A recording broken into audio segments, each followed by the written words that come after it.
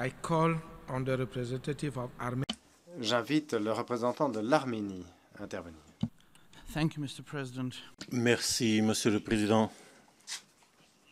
Monsieur le Président, je n'avais pas l'intention d'intervenir ce soir, aujourd'hui.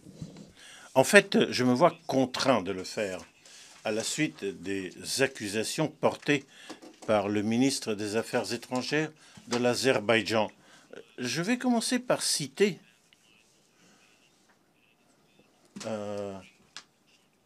ce sera bref.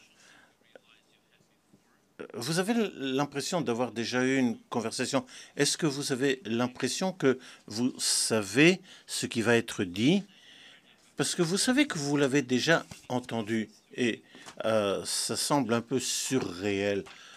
C'est déjà du déjà-vu. Moi, j'ai eu ce sentiment de déjà-vu aujourd'hui parce que ce que j'ai entendu aujourd'hui, je vous avoue que je l'ai déjà entendu hier, avant-hier, il y a quelques jours, et c'est toujours la même rengaine, les mêmes accusations. Il y a quelques semaines, on avait le 150e anniversaire de Alice de Lewis Carroll.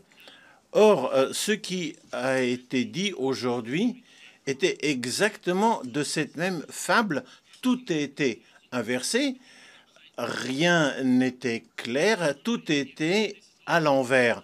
Je me demande si c'est également la même chose pour la meilleure défense et l'attaque. Peut-être qu'à la base de toutes ces accusations, il y a cette vue étrange du monde, ou alors une mémoire courte, mais le ministre des Affaires étrangères de l'Azerbaïdjan n'est pas un jeune homme. Il n'a pas oublié ce qui s'est passé il y a 25 ans, comment ils ont lancé la guerre contre l'Arménie, contre le Nagorno-Karabakh.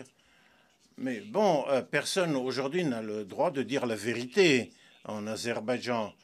De nombreux journalistes, des blogueurs qui souhaiteraient dire la vérité sont immédiatement arrêtés. Permettez-moi de relever un ou deux éléments. Le comité des personnes manquantes. Avant de venir à New York, j'ai eu des représentants, une rencontre avec les représentants du CICR pour éventuellement organiser une rencontre avec le comité des personnes absentes. On le répète par le biais du CICR depuis 10 ans, constamment. Nous avons transmis notre demande au CICR. Les réponses sont toujours les mêmes. Le comité des personnes manquantes de l'Azerbaïdjan refuse de répondre. Et c'est la même situation depuis 10 ans. En parlant de la militarisation, j'ai été très surpris par les accusations portées par le ministre des Affaires étrangères. C'est vraiment le monde à l'envers.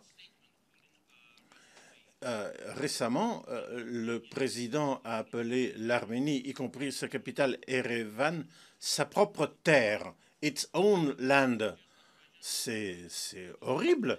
Je demande aux auteurs de discours de voir des cartes d'avant l'Union soviétique, mais pas celles qui sont dressées aujourd'hui en Azerbaïdjan avec l'imagination débridée des dessinateurs d'Azerbaïdjan.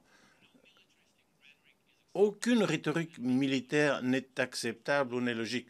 Donc ne nous faites pas peur avec le spectre de la guerre.